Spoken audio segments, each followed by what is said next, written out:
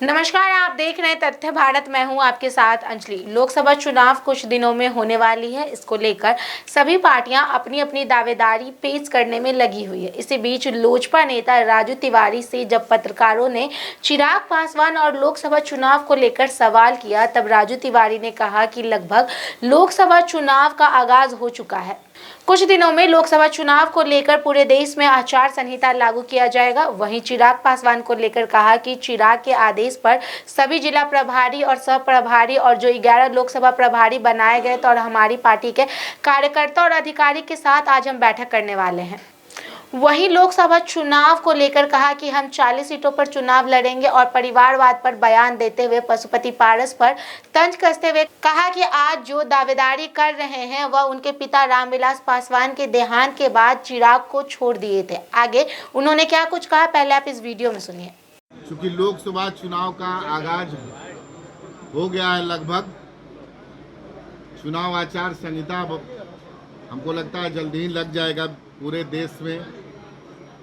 इसके लिए हमारे नेता आदरणीय चिराग पासवान जी के आदेश पर सभी जिला के अध्यक्ष, सभी जिला के हमारे प्रभारी, सभी हमारे जिला के सह प्रभारी और जो 11 मैंने लोकसभा राष्ट्रीय अध्यक्ष जी के निर्देश पर वहाँ के लोकसभा प्रभारी बनाए थे, उनके साथ आज एक हमारे सभी प्रकोष्ठ के अध्यक्ष, हमारे सभी सम्मानित प्रदेश के नेता के साथ एक हम लोग आज बैठक कर रहे हैं। और बैठक में सभी बूथ तक स्तर तक की हम लोग समीक्षा किए हैं। चूँकि हमारे नेता आदरणीय चिराग पासवान जी कहते आ रहे हैं कि हम लोग 40 सीट पे मजबूती से चुनाव लड़ेंगे। इसका मतलब ये है कि हम जिस गठबंधन में हैं, उस गठबंधन में हम जहाँ से चुनाव लड़ेंगे वो उतना ही महत्वपूर्ण वहाँ मजबूती से लड़ेंगे जितना हम लोग दूसरे भी साथी अगर लड़ेंगे उतना ही मजबूती से लोक जनशक्ति पार्टी रामविलास का एक एक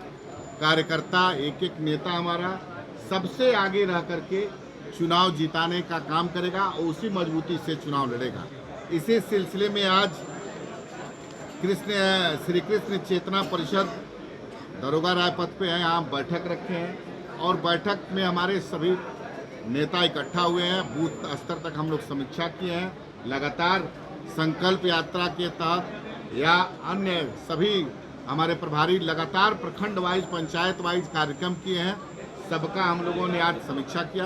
अब बहुत शानदार बैठक रही और हमारे जो संगठन है, मेरा जो नेता का मूल उद्देश्य था कि बिहार के मतलब बूथ स्तर तक संगठन, हमारे संगठन की मजबूती आज दिखी है और हम लोग चुनाव में 40 सीट पे लड़ेंगे और गठबंधन में जहाँ सीट मिलेगी मैं बता ही चुका हूँ। और लगभग हम 11 जो हमारा चिन्हित लोकसभा है वहाँ का भी हम लोगों ने लोकसभा वाइज समीक्षा लिया। वहाँ भी बूथ कमेटी हमारी आ गई है और सभी हमारे कार्यकर्ता उत्साहित हैं, लगे हुए हैं निरंतरता में संगठन का काम करने में। आगे अब आप लोग बताइए, कुछ पूछना चाहते हैं? पासवान वहाँ नहीं दिखे। मैं स्पष्ट रूप से कह चुका हूँ कि आदरणीय देश के यशस्वी प्रधानमंत्री का ये सरकारी कार्यक्रम था। एनडीए की कोई बैठक होगी, एनडीए की अगर कोई बड़ा कार्यक्रम होगा, छोटा कार्यक्रम होगा, उसमें निश्चित रूप से हमारे नेता रहेंगे। वो सरकारी बैठक थी, उस क्षेत्र के सांसद विधायक वहाँ उपस्थित थे और वहाँ के जिला के अध्यक्ष मेरे वहाँ पर बजाबते पीएम के प्रोटोकॉल के तहत पास बनता है। जिला अध्यक्ष हमारे पूरे जिला की कमेटी वहाँ उपस्थित थी।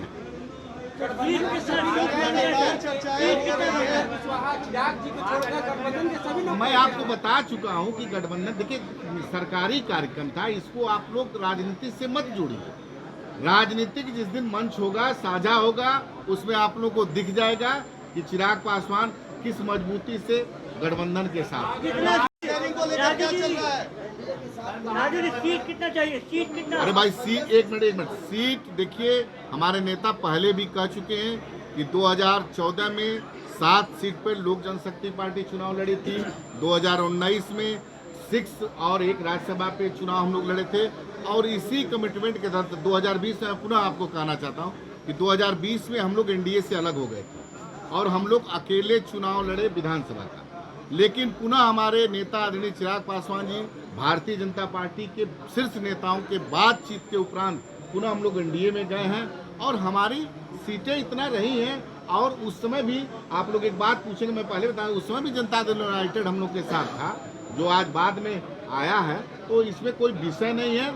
हमारी पूरी प्रदेश की टीम पूरा प्रदेश की बैठक करके हम लोग अपने नेता आदरणीय चिराग पासवान जी को अधिकृत कर चुके हैं कि कितना सीट पे लड़ना है, कौन सीट पे लड़ना है, ये वो निर्णय लेंगे। हाजीपुर सीट को लेकर मैं आपको फिर कह रहा हूँ, हाजीपुर सीट लोक जनशक्ति पार्टी रामविलास चुनाव लड़ेगी।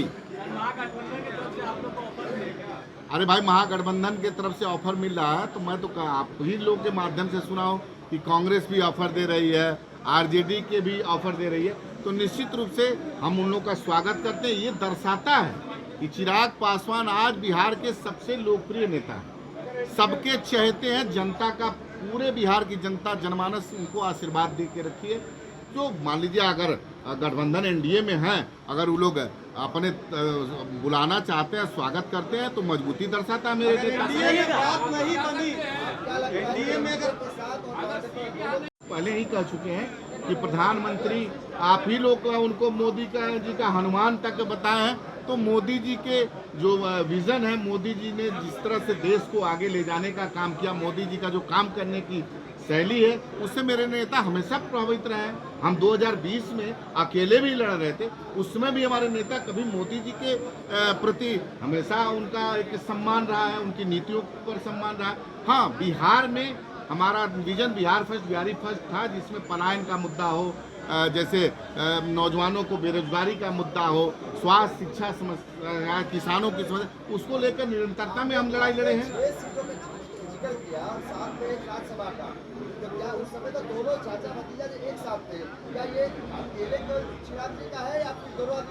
नहीं, देखिए, हम किसी दूसरे की बात नहीं करते हैं। लोक जनशक्ति पार्टी उस समय थी। अब मुझे पूरा विश्वास नहीं, जनता ने इस पे मोहर लगा दिया है कि चिराग पासवान, आज जो हमारे संस्थापक स्वर्गीय रामविलास पासवान जी के जो चाहने वाले थे, जो उनके संगठन में जो जितने भी लोग थे, वो सारे के सारे लोग चिराग पासवान जी के साथ हैं। तो असली लोक जनशक्ति पार्टी हमारी है और इसलिए हमारा हक बनता है उतना। अब दूसरे की बात हम नहीं कहेंगे, गठबंधन के विरोध। वहीं बिहार में हुए प्रधानमंत्री नरेंद्र मोदी के कार्यक्रम में चिराग के शामिल नहीं होने पर राजू तिवारी ने कहा कि वह सरकारी कार्यक्रम था, अगर एनडीए की कोई बैठक होगी तो चिराग पासवान उसमें जरूर शामिल होंगे। इस खबर में बस इतना ही। ऐसी खबरों की जानकारी के लिए जुड़े रहे हमारे साथ और देखते रहे तथ्य भारत। धन्यवाद।